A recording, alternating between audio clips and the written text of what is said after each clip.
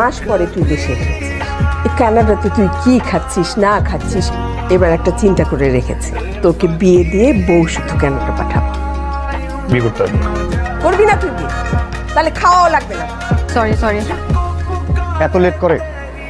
আরে আর বলিস না, বা আমার ঘুমাতে ঘুমাতে লেট হয়ে গেছে, যে চট করে একটা সিএনজি ডেকে নিয়ে যা। বাস স্ট্যান্ডে না গিয়ে আগে কাজী অফিসে? কাজী অফিসে কেন যাবো? তুই না কালকে বললি যে আজকে আমরা পালাবো, বিয়ের আগে হানিমুন। বিয়ে? তোর কথার আগামাথা তো কিছুই বুঝতেছি না। তুই কি মনে করছিস আমি এত রাতে বাসা থেকে পালিয়েছি তোকে বিয়ে করার জন্য? বাসা থেকে পালিয়েছে সাজেক ট্যুর দেবো সেই কারণে, কারণ আমি জানি আমার বাসায় কোনোদিনও পারমিশন দিবে না, কারণ একা একা গেলে ট্যুরে আমি বোর্ড ফিল করবো, তাই ভাবলাম তোকে নিয়ে যাই, গেলে হয়তো আমার ভালো লাগবে। তুই থাক।